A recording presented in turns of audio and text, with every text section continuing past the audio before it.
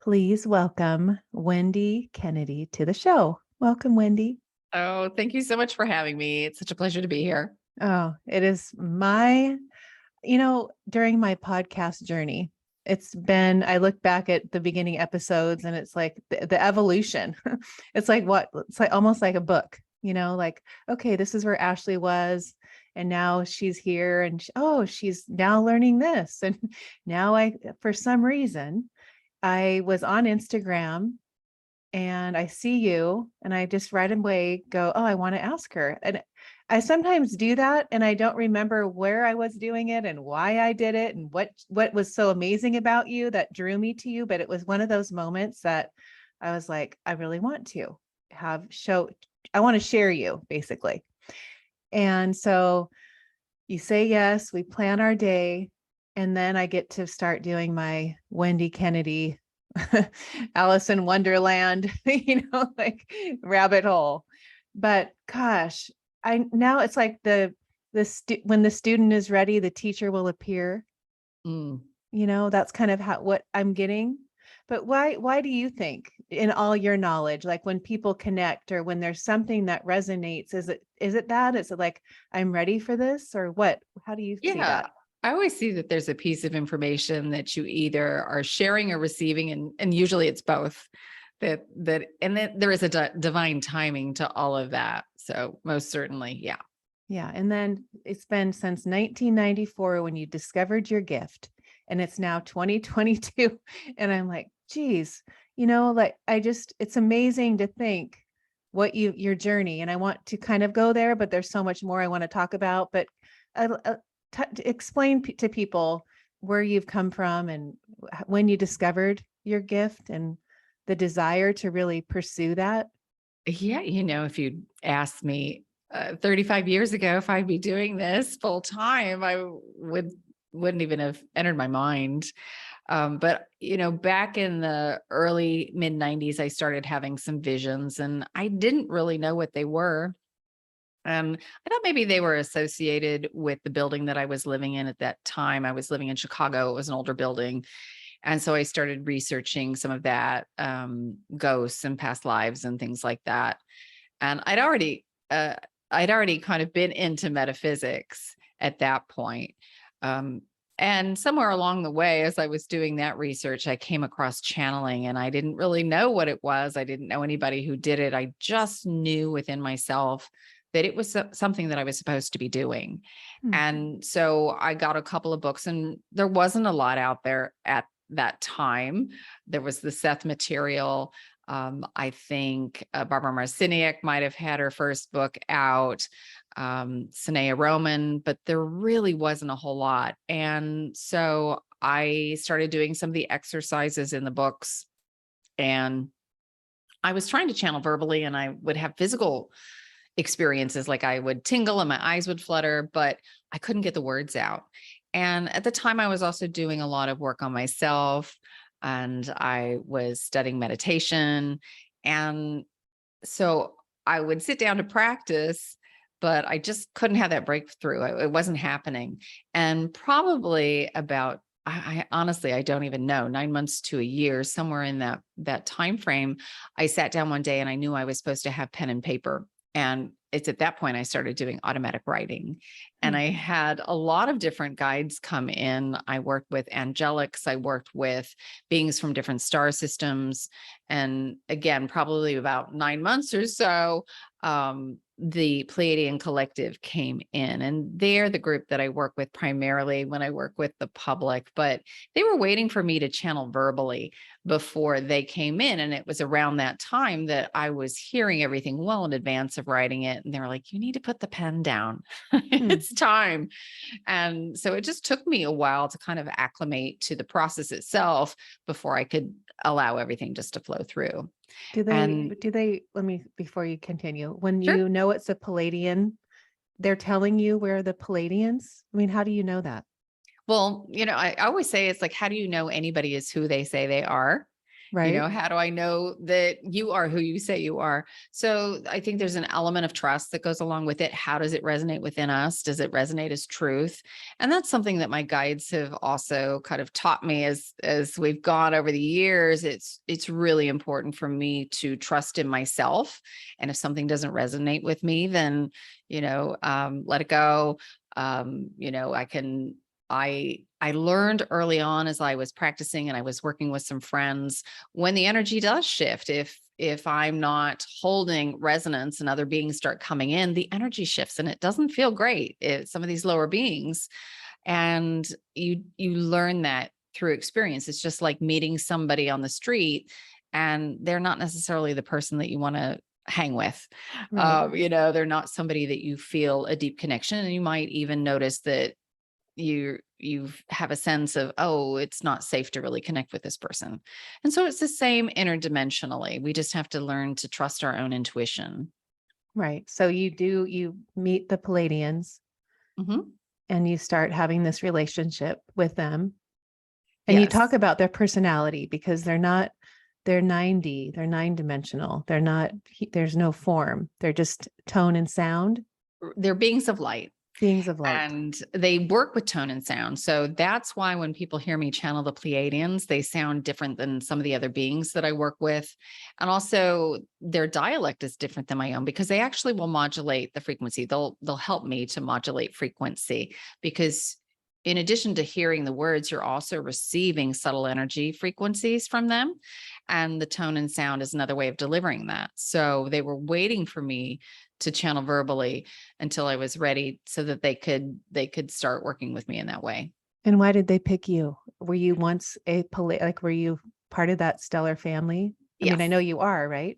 Yes. So there is a aspect of me that is part of that collective of 2,500 beings of light. So I contracted with them to come down once I was incarnated into this body to work with them and to bring some of this information through. And have you seen your past life as as part of that group? To be honest, you're the first person to ask me that. I haven't looked into it that much. I've looked into some of my other past lives, and they tend to be ones that are um, physical incarnations, not so Right. much the light incarnations, where they're different dimensions. So there are different constructs to the game, and there's a whole nother level of perspective that you have at that level. So it's so vastly different. I haven't looked at a lot of those lifetimes in the higher dimensional ranges. I tend to focus on the ones that are more maybe fourth or fifth dimensional. Right. And so in those sessions, are you always like a healer or some type of channel? No, no, Huh. sometimes they're really ordinary lives. Sometimes they're lifetimes where I've maybe done some unsavory things or been the victim of some unsavory behavior. But it generally is a lifetime where that frequency, whatever it is something that I'm going through in this lifetime now. So that's typically what happens when we start to see past lives.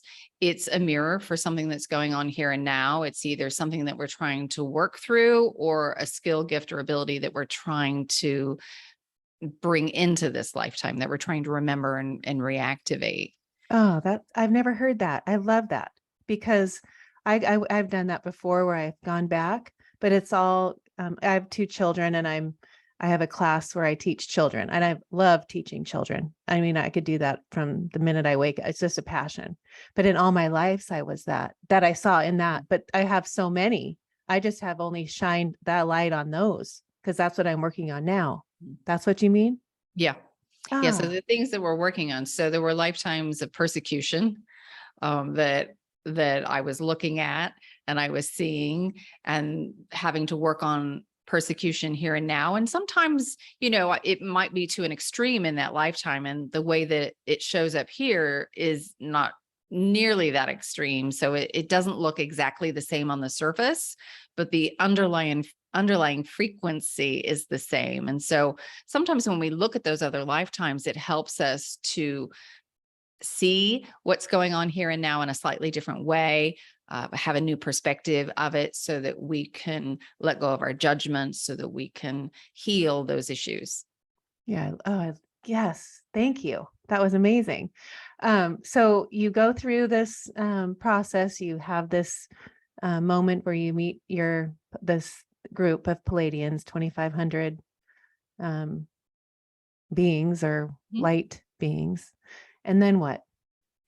I practiced really for myself. I asked questions, and there were very ordinary questions. I was in my um, early mid 20s at that point. And it was, what do I do with my job? What do I do with, my love life? What do I do with this, that, or the other? Just really plain, very base questions at that time. And my guides would kind of help to support me and help me to kind of learn how to trust my intuition. And I had a couple friends that I met, and we would get together and channel. And it was such an amazing time. Nora Harold was one of them. Some people might know Nora. She's an amazing channel. And we would just play. For us, it was play. And it was great because there were three of us. One person could ask the questions, another could channel, and the odd guy out got to kind of check in and get confirmation that what they were hearing was accurate. They'd hear it at the same time the other person was channeling. So it was a great place for me to practice in a safe space and learn and grow very, very quickly. And then, as it went along, I was trying to decide if I wanted to do that full time or if I wanted to kind of expand doing it for the public, because I would do it for friends and family members, and people would, start to come for readings. And then I decided I would go ahead and give it a go. So that was, I think, as a formal career, that was back in 2004 when I finally Wow. decided to do that. Huh. In 2020 is when I started this podcast, and I've always been one to, learn, and my whole like 20s was all like the bookstores, all the seminars and all that, right? Always wanting to learn. And I know as soon as, because I started having children in 2006, so that was my focus. I still read a little bit, but I was deep involved in being a mom. Well, all this, as I'm learning, is all this 2011, 2012 come in, and I'm still as a mom. I haven't really come out of the dark yet, and all this stuff is going on. When you like, even when I hear podcasts where you're talking that it was back in 2017, you started saying, get ready, people, the next few years. I bet when we get to 2022, there's a lot of there's some big thing. But it was so fascinating when I hear you talk, because there's a lot of videos, back in the day when you talk. So it's interesting to hear, we haven't got to the pandemic yet. We haven't got to this, the Earth's grand, what are we doing? Experiment now? Yes. So we are a grand experiment. That's how the guides kind of describe this. So we have genetic material from thousands of worlds. And the point of the game was to see if we could go into density as divine beings of light who have access to everything, and to see if we could come out of it. Because once you incarnate, you kind of partition off all that knowledge, all that wisdom, and we operate under the illusion of separation.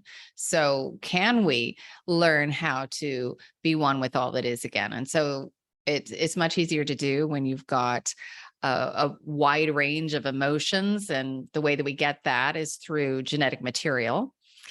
So along with all the genetic material from these thousands of worlds is the emotional experience that these beings have had.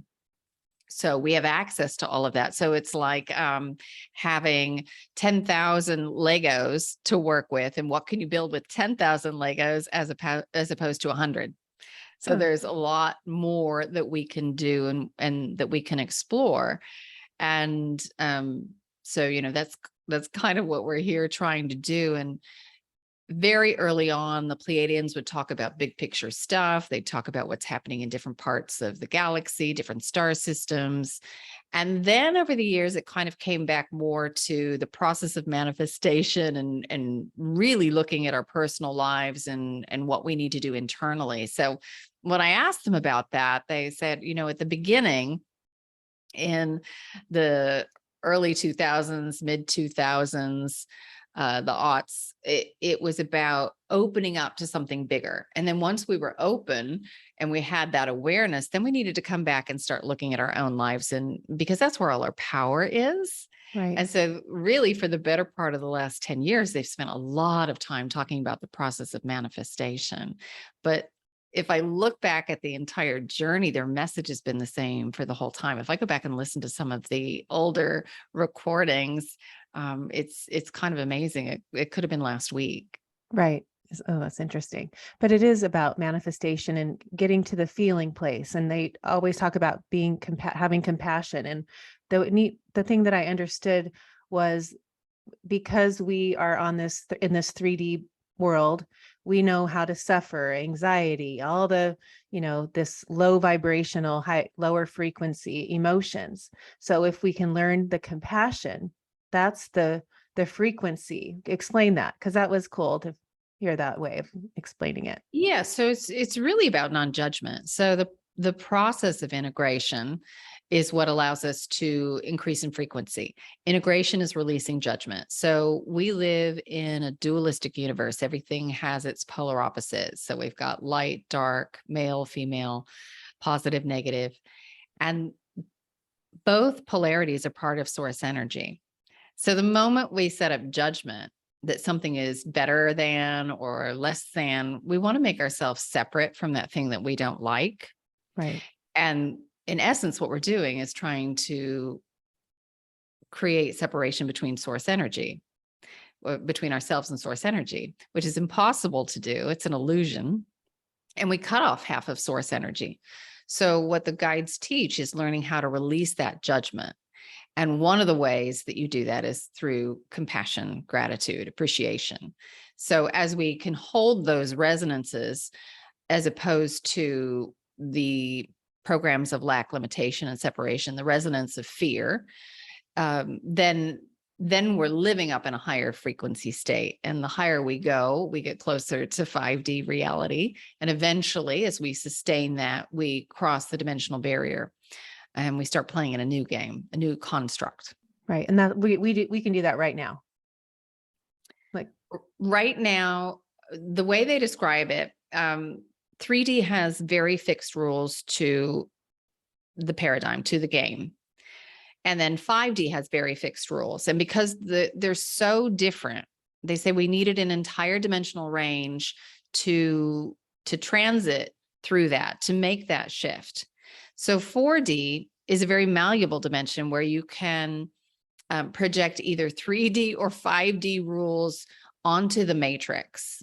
So at any given time, depending on where your consciousness is, you can operate under the illusion of 3D. Even though we're not in 3D, we operate as if we are. We project that into the fourth dimensional range where we are, or we can project the fifth dimensional perspective on. The challenge is that we don't stay there. So we can go up there, but then we fall out pretty quickly. So we can access that fifth dimensional level of consciousness, but the problem is we can't sustain it. Right. And that takes practice and repetition. And that's kind of what we're working on now. We're working on our mastery. Right. So you had explained, and I think it was Tuning In. I was watching that documentary, which I absolutely loved, and sent that to every friend I could. I just was like, see again, where have you been all my life? But you're talking about because even your website is higher frequencies. Everything is on that. Your Instagram, everything about you. That would be the words I would use. Besides that, I mean, other ones, but you talk about, as you're on a building and you've raised your vibration, and say you're at the top floor, you can have anything, throw that boomerang out, and you're waiting for it to come back, because we can't expect it to look the way we want it to look, what we want to manifest. Say it's a relationship and you pictured this guy that was coming back, and it's not, they have their own idea of this man. But you've lowered your vibe, you've gone down the floors of this building, and the boomerang came back and you weren't there to receive it. Right.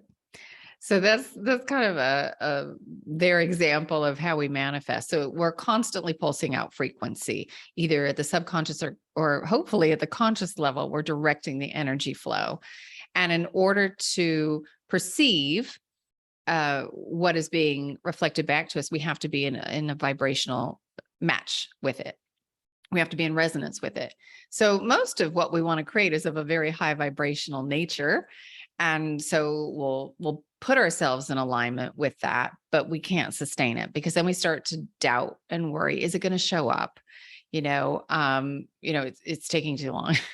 This should have showed up already. I'm not deserving. I'm not lovable. And so, yes, then we drop out of resonance. We can't perceive it. It's still there. We're just out of sync with it. So when you have a practice of coming back to your heart-centered space, then you can elevate your frequency so that you can perceive it as the universe is bringing it back to you. In the process of manifestation, it's our responsibility to work with frequency. What is it that we're pulsing out, and what is the frequency of what is being reflected back to us? And the universe is responsible for the form. And especially right now, the guides focus on frequency a lot. In terms of manifestation, a lot of people will talk about, oh, you've got to visualize what it is that you want, and you've got to see it. But the guides say that that's very tricky, especially now. You can visualize it, and that can help to emanate the frequency. But the problem with that is that we become attached to the form. Right. And then also where we're headed, we're creating things that haven't existed before. So as we find that we're having issues in our political systems, our economic systems, educational systems, we know they're broken. We know they need to be fixed, but what we're going to build for ourselves has never been built before. So if we're looking to an old model, an old reference point, we're not going to see it for what we want to build in the new. So that's why they say we have to work with the frequency. And as we can hold and sustain the energy of what it is that we want, the universe starts to formulate, it starts to create that form. It starts to come together. The right people come together. We start to receive the ideas, the hits, the inspiration of what that might look like. But if we're focused on the old form, we're in the old box, and it's very difficult to create. Right. So, in terms of what it is that you want to create, there's one other thing they're telling me to chat about, and that's about operating out of the heart center. So we basically have two operating systems that we can work with here. We can work with the operating system of the ego, and that's where all of our programs of lack, limitation, and separation exist. We have to have some way of limiting our perspective so we can play in this game, and that's the ego. Right. Or we have the operating system of the heart, which allows us access to multi-dimensional information. We can see the bigger picture. We can access more source energy when we're operating from there. So if you're in the mind, and they consider the mind, when they talk about the mind, as being the ego mind. We have a high mind, which is accessed through the heart up into the higher realms, which is pure logic. But most of us, in terms of thinking about the mind, it's the ego programs. What do we need in order to feel safe, to feel loved, to feel secure? And at that level, if you're up in the mind, you cannot access higher dimensional information, because it filters all of that out so that we can play in the game. Right. And the fastest way to get into the heart center is simply to think of something that makes you smile. It's easy. The challenge is staying there. Right. Oh, I love that. We all chose this time to be in this body. You chose to come. I did. 7.6 billion people are here on this earth. Are they part of this grant, like this ascension? Did they sign? Do you look at it that way? Like you came because you were going to be this powerful, I don't know, something powerful human. I don't know. Powerful I'm not sure I perceive myself that way, but thank you. When I check in, they're like, yes, this is the time that you wanted to be here, because this is unique. We kind of get to tie a lot of things up. All those lifetimes that we weren't able to go through the ascension process, or we weren't able to work things out. This is the time, because as we move through this sector of space, We also have access to a lot more photonic energy, light particles, and light particles also mean information. So we have access to higher vibrational energy, which makes this process of integration easier than if, say, we were at an individual level trying to go through the process of ascension 500 years ago. It would have been harder for us to find that frequency, to sustain that frequency. But it's as if we're being bathed in it right now as we move through this sector of space. And it actually makes it much, much easier for us because this is what this time is meant to be. The guides will describe it like almost like a track where you have a start and finish line, except for it's not flat. We actually do spiral up, but it's on the same plane. So when we start a new cycle, we have just come through this sector of space, which has all of this photonic energy, which allows us to clean up what's left from the last cycle as we move into the new one. And that's really where we're at in terms of a grand cycle that we're moving through. Huh. So you explain time. I usually ask that question because I'm very fascinated by it. And the way you describe it really, really might it be the best one I've understood. But you describe it as a sphere and these now little moments. And I think that explain that because Yeah, it they're helps. very specific about the imagery with this. So think about a giant sphere. And on the surface of that sphere are an infinite number of dots. Now, they always show a dot with a triangle underneath it and a little triangle inside. So that dot is the now moment. And then in the triangle, you have the frequency that your reality is based upon, and that is at the collective level. That's the big triangle. So what are you agreeing to in terms of the collective, the things that have happened as our past? So we had World War I, we had World War II. This is going on right now in, our current systems. All of that story, that frequency is what we base this moment on. And then our personal story, which is the little triangle. And it's what you cling to in terms of what you think happened in your past. And, we know this at this point that our memories are quite faulty. So that if will take a version of the story with us, and that's what we'll say happened to us, who we are, how we define ourselves. So that's the frequency that your now moment is built on. Now, most of us, as we go through our day and move moment to moment, don't change that story very much. We don't shift our perspective very much. But the frequencies, say, on the other side of the sphere are based on something that is vastly different. And what occasionally will happen for some people is that they will radically shift their perspective of self, and they will put themselves on another side of the sphere. Now, our bodies are generated out of the subtle energy body. It's the template for our physical structure. So when somebody moves to a different point on the sphere, that the subtle energy is the vibration of it is vastly different, their body can go through radical shifts very quickly. And this is what we generally say is a miracle. People who have radical healings very, very quickly, they've shifted the base frequency that they're perceiving reality from. So we don't really have a timeline. It's not like there's a solid timeline. We go from moment to moment to moment to moment, and we string them together in our perspective, and we think that is a timeline. The guides say that oftentimes people will refer to timelines because it is so confusing for us when we think about the past, the present, and future all being one. Right. So anything that could be is and will be. I don't think I said that right, but anything that was, is, and will be exists on this giant sphere. It's just, are we enlivening that moment with our consciousness? So every decision to the left or the right, we enliven that decision, that now moment, with our consciousness. We project our consciousness into that now moment.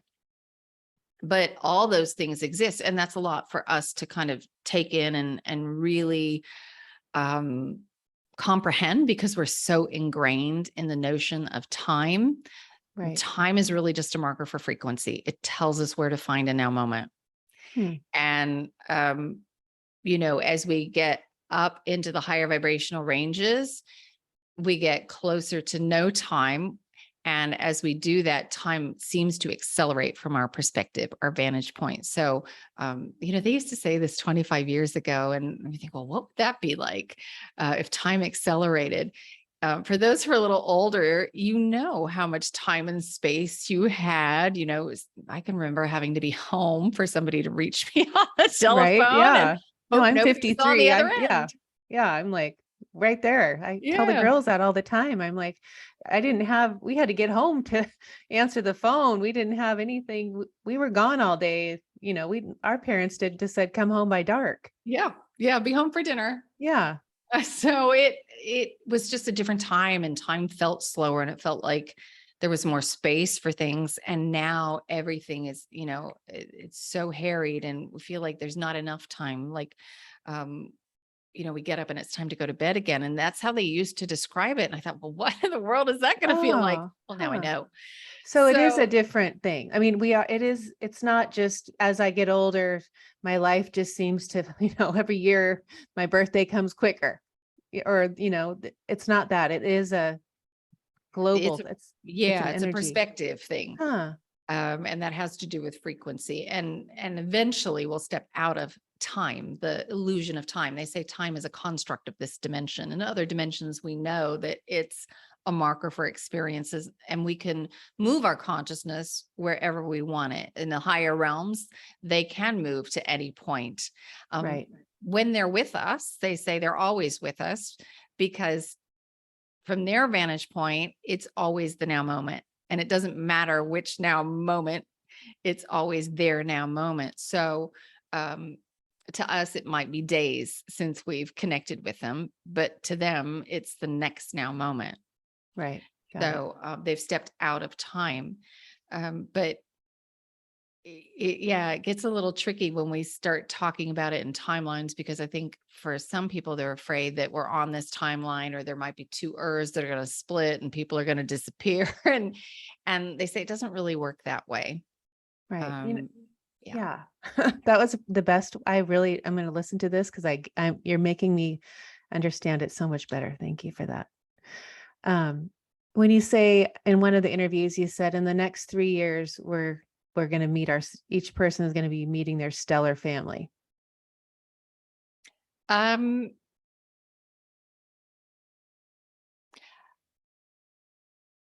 I have to ask about that one because I don't remember all of that. So was that recently? They I don't haven't know. talked about it much.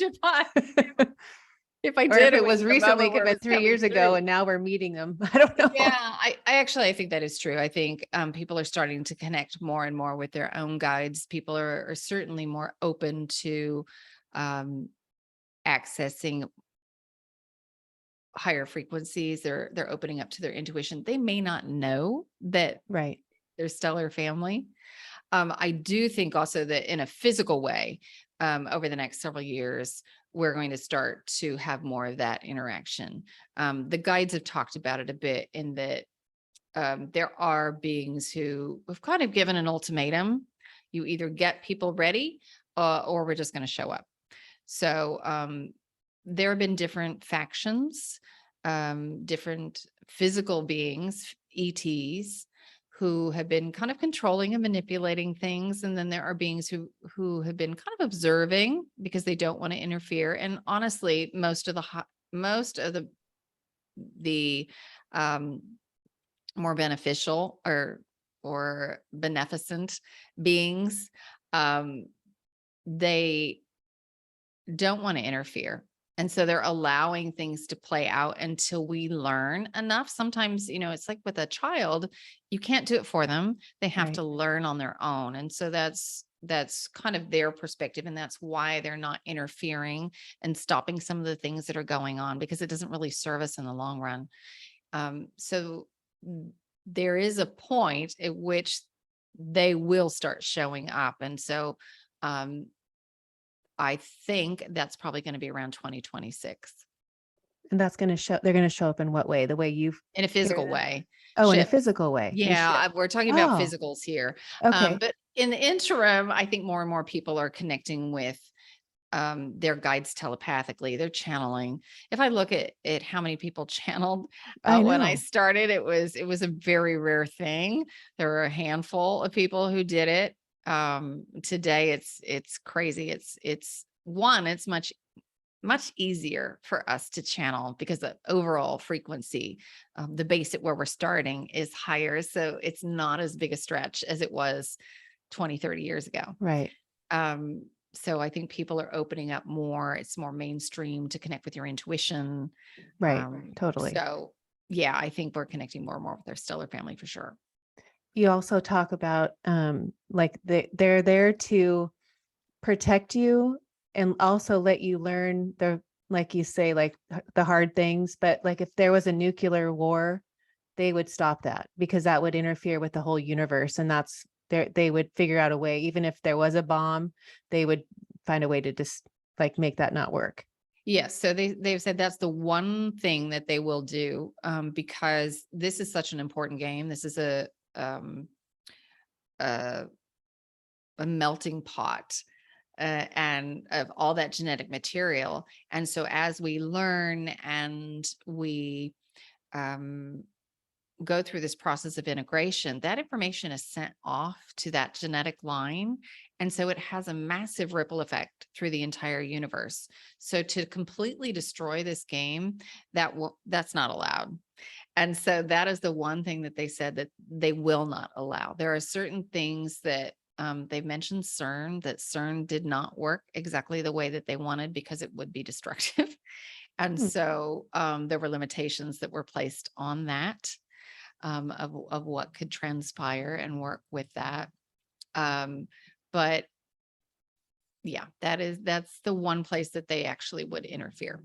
Were they giving you before the pandemic, like were the Palladians, were your guides telling you like, here we go, there's going to be a all encompassing worldwide? No, you know what? I don't ask many future questions. Um, in some ways, just because it it doesn't necessarily serve me. Right. Um, I get that.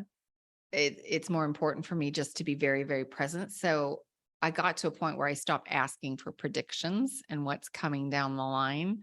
Or if I would get it, they would give me kind of a general overview, and the things that at this point they talk about the energies, the things that we all need to work on. Like right now, um, is really working on peace and calm, because there's so much anxiety that's kind of oozing out of everyone. Some people are snapping, and you're out on the street and somebody's lost their stuff and is just screaming. Right. And it's really about learning to hold that and to kind of develop that reservoir within yourself, that you've got that a pool of that energy to call on, that frequency to to pull from.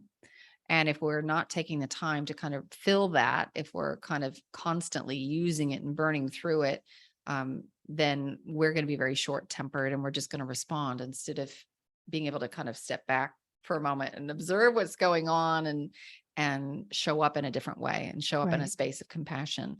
So for instance, they'll say a lot of people are going to be triggered in this way, and they need to work with this energy or that energy.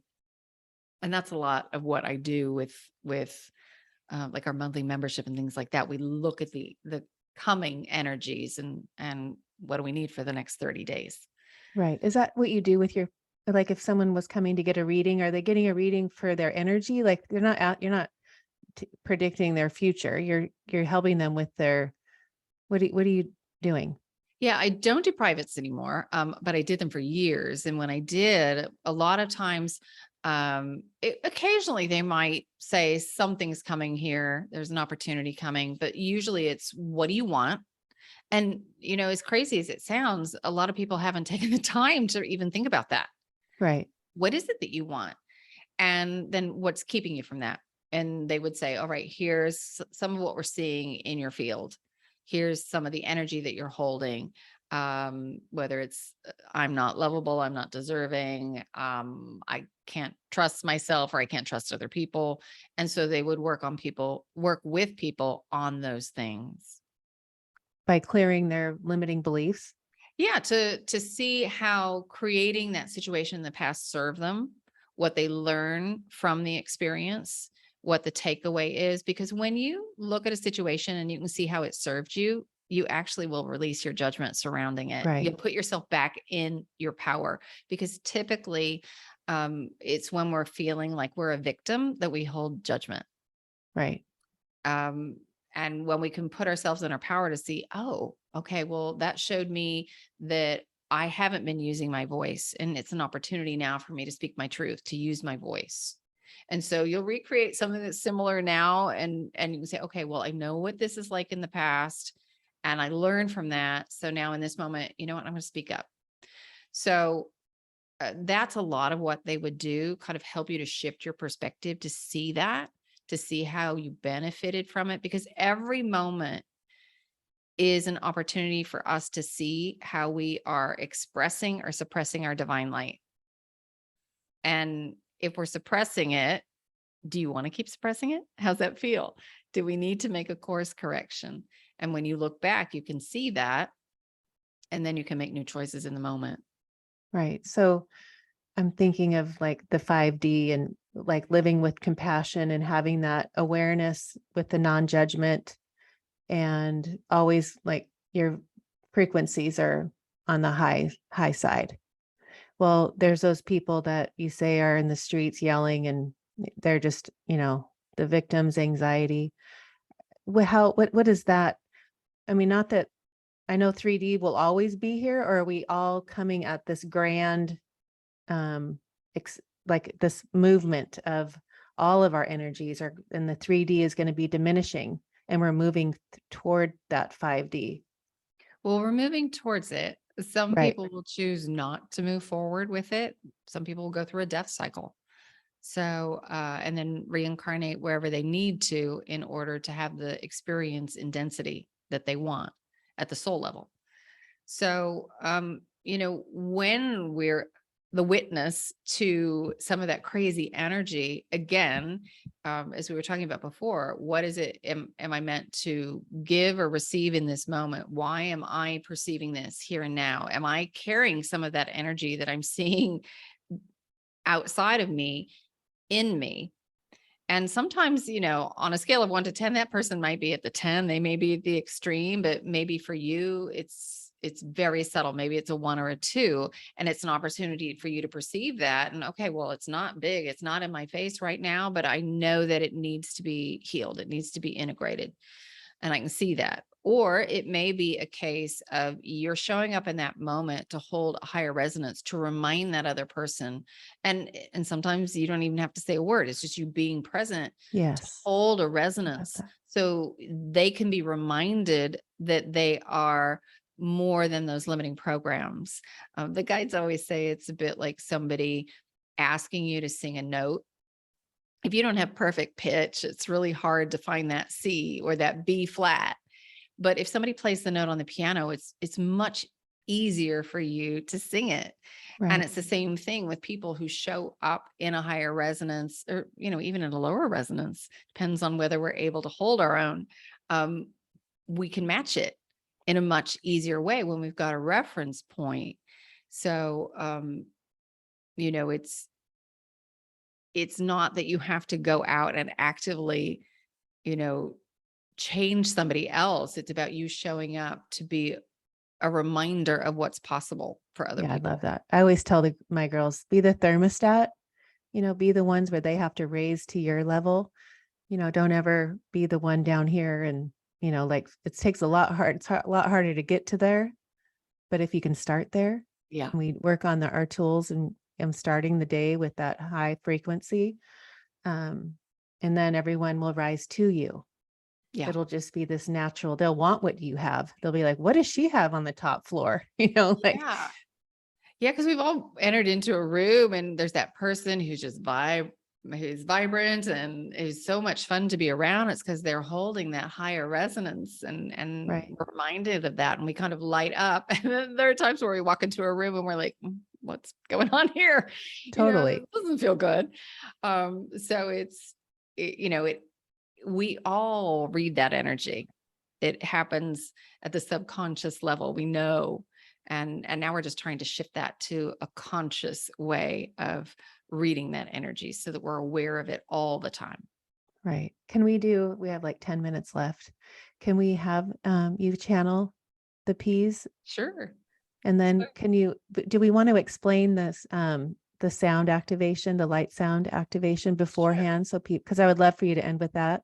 I Sure. have to throw that in because I just want, my husband asked me before who are you interviewing? I said, oh my gosh, you're going to just love it. I can't wait for you to listen to it. And I said, I hope she does her light sound activation because that'll be a treat. Yes. So, what we're going to do is a language of light activation, and the language of light is sources language. There are different dialects of it, so you may hear people who sound vastly different.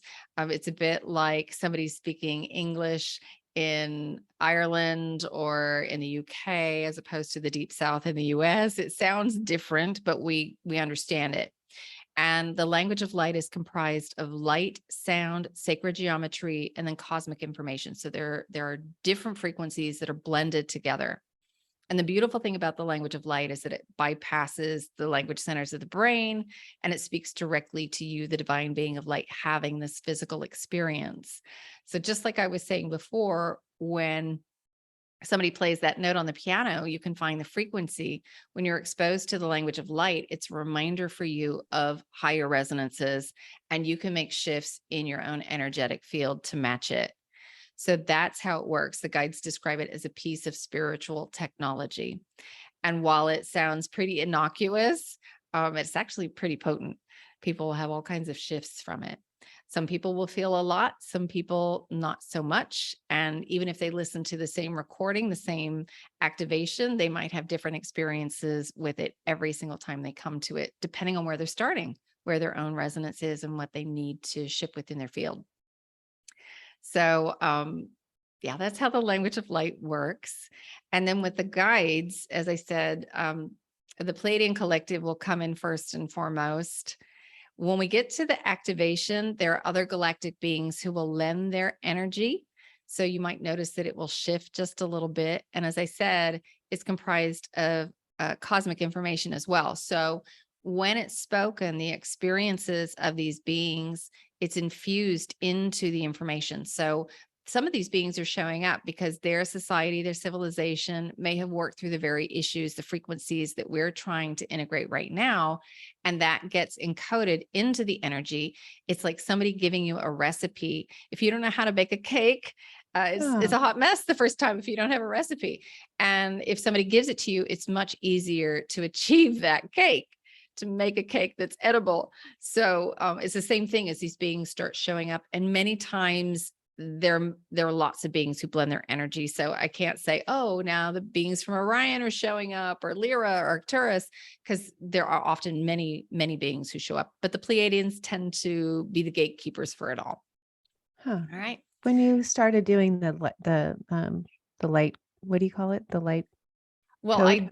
yes, so I do the spoken form, and then also I have a written form, and that's the galactic light code. So it Yes. would be Okay. like somebody, reading a book aloud or seeing the words on a page. And I actually started writing in the language of light very early on, before the Pleiadians came in. I worked with Arcturans, and I would see these symbols and I would draw different symbols.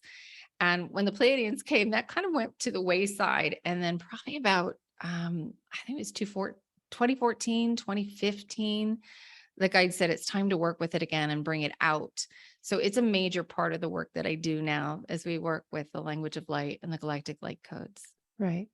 But how, listening to you do that, it's like, it's going to be like, it's not something that you would hear all the time, but how does that come from? How did you learn how to do that?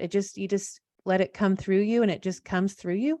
Yeah. It's not a It's learning not so a much learned. as an Yeah. allowing, Got it. and allowing that to come through. And it depends on who comes through. I mean, sometimes I can feel that in order to express that frequency, it requires a different position of my mouth or my jaw and using muscles in a different way. That happened with me with the Pleiadians. When I started to channel them, there was a period where when they work with me, the vowels, and a lot of it has to do with the vowels and the elongation of the vowels and the modification of the frequency through the vowels. So I they in order to produce it, it sounded far more Australian, and it was using different muscles that I Huh. had never used before. And I was like, oh, we need to dial this back a bit because my jaw hurts. Huh. So there's a lot that happens when I channel. So, if you are listening to this, you're also receiving an Right. energetic download, basically. And it's a healing. Yes. Yes, because when I was listening to it this morning, I was in the car sitting there with my eyes closed, and I was like, I woke, got done, and I felt this totally different vibration in my body, almost like a clarity. I don't know how to explain it, but it was like this clarity of my, like I cleared my head. Mm, that's great.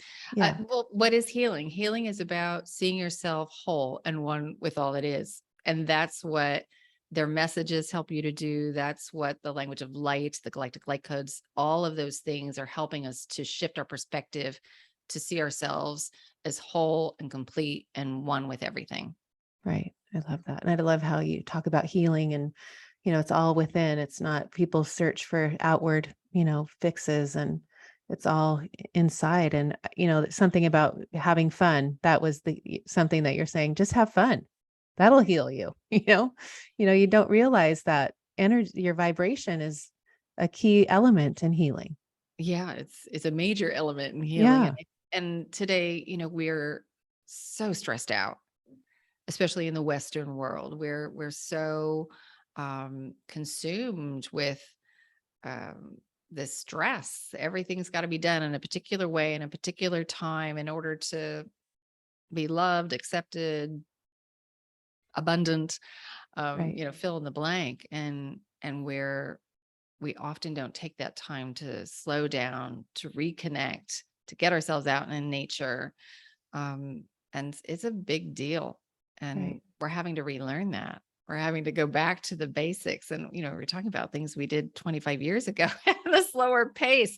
I'm Right. so grateful I am the age that I am right now because I Yeah, feel I like am I've too. gotten to, kind of the best of both Both worlds worlds. here. Right.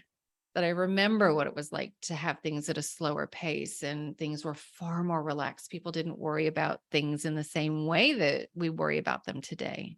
Right. No, I agree. I'm so glad. I always tell my daughters like, oh, I just love my childhood. Just such a difference without the phones and the social media and this pressure that's just different, Yeah. a whole different ball game. Yeah. Definitely. Yeah. Like you were saying, I would disappear. My mom would be like, be home for dinner. Yeah. There was And no worry. no, Yeah. no, it was certainly a different time. Yeah. All All right. right. So I will ask a couple questions. I mean, Sure. is that okay? And then we'll just do the sound. Yes. Yes. So let me bring the guides in and we'll see where we go. Okay. Yes. Hello, dears. This is the Ninth Dimensional Pleiadian Collective, and it is a pleasure and an honor to have the opportunity to connect with you. So, first, we want to just acknowledge all of you. We also want to acknowledge your guides, and that is the big message that we want to bring through today. Is a reminder that all of you have guides with you all the time. It's just a matter of whether you are in your heart-centered space to receive their messages, their insights, their wisdom. So we would encourage you as you go here to spend more time reconnecting with your heart. And if there's any place in your life that you feel like you are struggling, you feel like you could use some extra insight, then ask questions regarding that area. Sorry about that.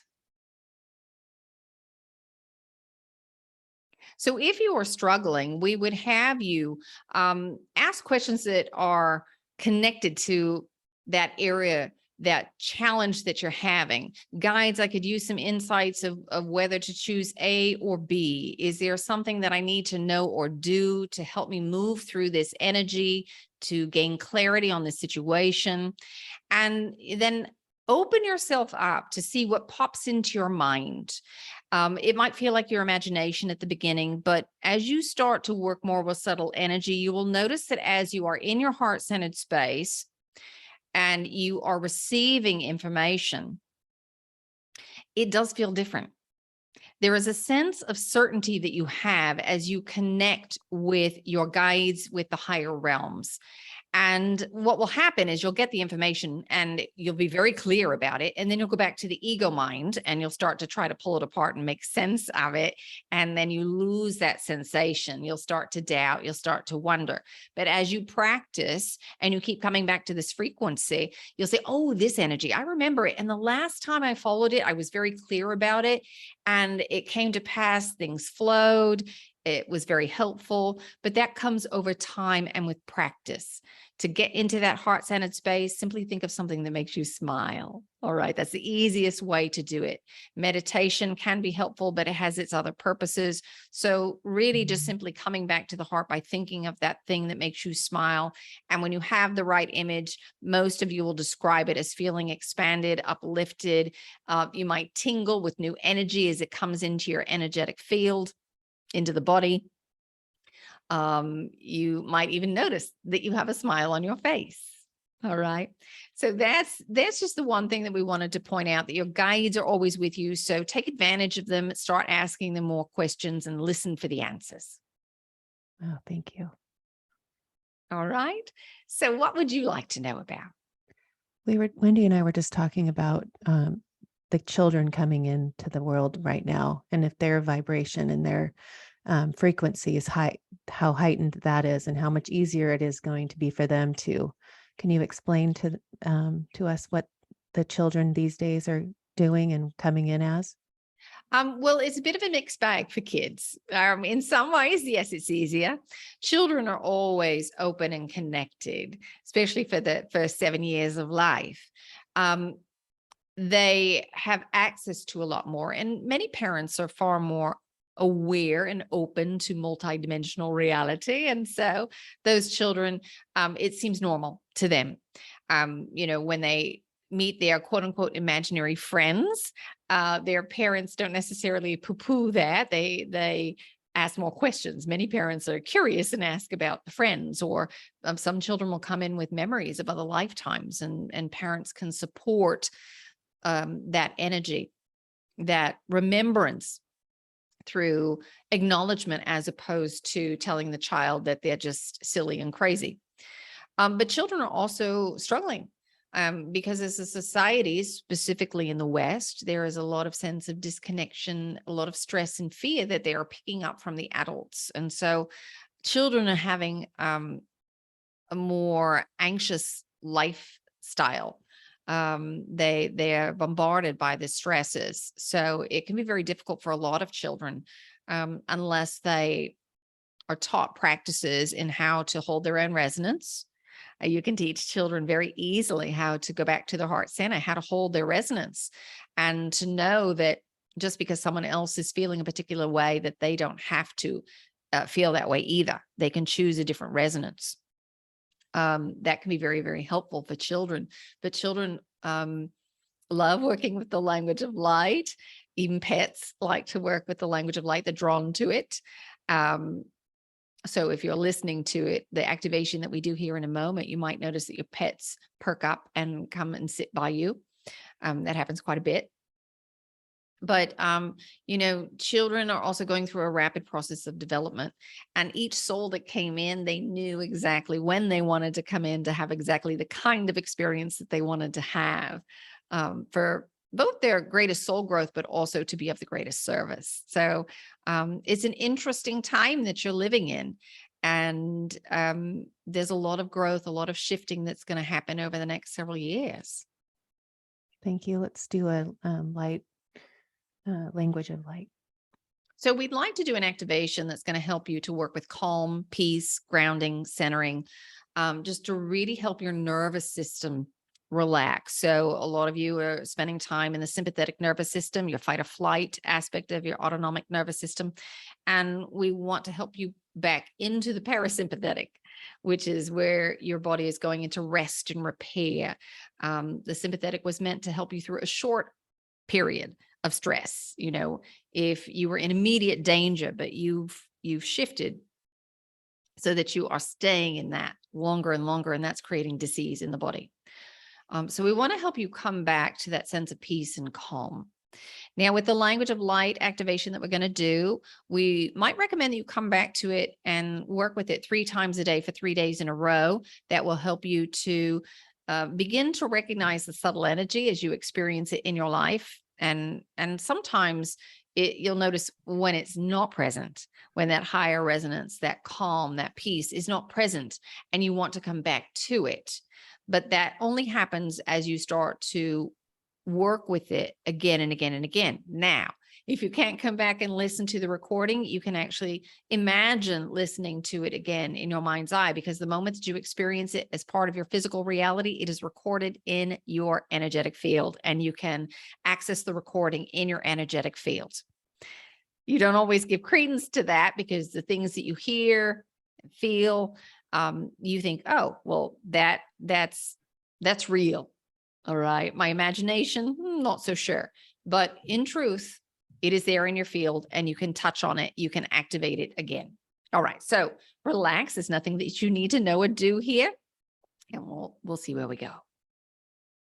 Inda arle meni birka darushkata atwe mana marka bar mara birishkati bitkata ira arle meni birka anda ar ibiri birishkati bitkata ndwe mu mana birishkata tu ur birka darushkata hasa andu ura meni birishkati bitkata hasa ata ar mana birishkata isana ar are kata ala mena me uire ber ejota tai hisa akatui isana ala ara kata mu mo jeje kata hasata kata ina hasata uri imena kata la uri hishetu ura ma katai. Hita ara ar abide bidishkati, hisa andakate. Take a nice deep breath. Indo do women do era manuerejete to win a maraju do women I lure bedijutu to win many is a juda de bidijuk do we medakata has a do in monowereje either alamana bedijete and the area but raberejeta is the jutakata rebidijukata. He's on the way manuereja amra ala monoberejata has a uri minute bedijukati we beber edit with the bidijukata arabidijukata has a ndui birajuta takata rabidibidikada bidijukata aditi bidijukata tati bidikata hisa rabidibidikata zudata elebidibidikata the didn't way minute we bira ara arjakate hitana arajete ibra ara akaturi hisa asatakate hisa mananakata hasakate ida ijasha ida kata. And take a nice deep breath. All right, dear ones, we'll go ahead and we'll leave you here. Feel free to connect with us directly. You don't need Wendy. And until we hear from you, we are around, we are watching, we are waiting, and we are sending many, many well wishes.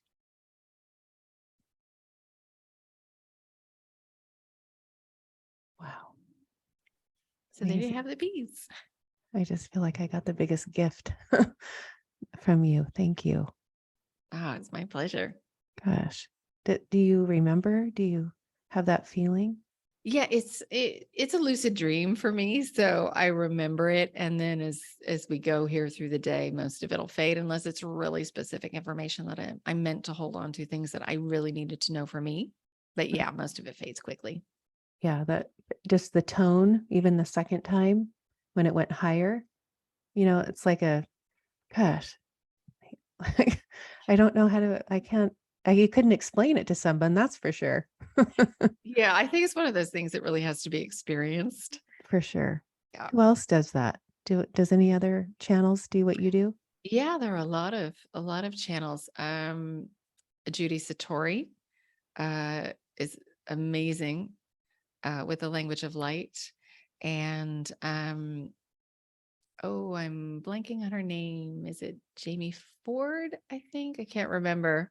Huh. I don't stay up on a lot of channeled materials just because I don't access other people's work a lot. It was Right. important early on for me to feel like I was getting stuff through me and not feeling influenced by the world around me. And now it's just, I'd rather just go and get it and Right. have it quick. So I don't know a lot of channels and people who do the language of light, but I do know that there are a lot more people who are doing it. Is it going to become more and more? Do you feel like when we keep moving on to this expansion that we're on, I this think so. grand experiment? I think people start to tap into that energy and the remembrance of working with that energy. And so they start speaking the language of light naturally. And sometimes it's just something that they do for themselves to soothe Yeah, themselves. I can see that. Interesting. And when you say I go right to the source, like when you get do you read books? Are you just learning? I did at the beginning. I read some books, but not a lot. And the Pleiadians have really taught me a lot. It's very interesting now as I learn more. Um, occasionally I will look at some of the science. I'll look at, some other researchers, things that are a bit more science based or research based. And what the Pleiadians have taught me over the years is what's now showing up, things that were in ancient texts 6,000 years ago, things like that, which I didn't really study. But now, as I kind of expose myself a little more to bits and pieces here and there, it's a lot of the same information, but I don't really research and go into a lot of deep research for that very reason, that I kind of wanted to keep it a pure connection. Yeah, I love that. And you feel it. You're like this. I mean, I'm so grateful. Thank you for being here. Oh, thank you so much for having me. Higherfrequencies.net, Instagram. All of it is higher frequencies, HGRFREQUENCIES Right. on Instagram, YouTube, Facebook, Twitter. It's all the same. Okay. And so, I was looking at I learned a lot just scrolling down your Instagram, and, it's just this, even just looking at the pictures is the light codes, right? That's what I'm looking at those. What is that? Most of those are they're just kind of stock footage, that images that we use that have that Yeah. frequency, that Huh. expansive frequency. But I'm trying to think, it's been a while since we posted a galactic light code and things. We do have some of those things posted up there, the codes. Yeah. Well, I went through it, so I Yeah. saw some, but yeah, so fun. Anyway, loved it. So thankful that you came and shared your magic with me and everybody. Everyone's going to be following you and doing what I did. So watch out. Well, thank you. I appreciate it. Oh, It's such a thank you pleasure. so much.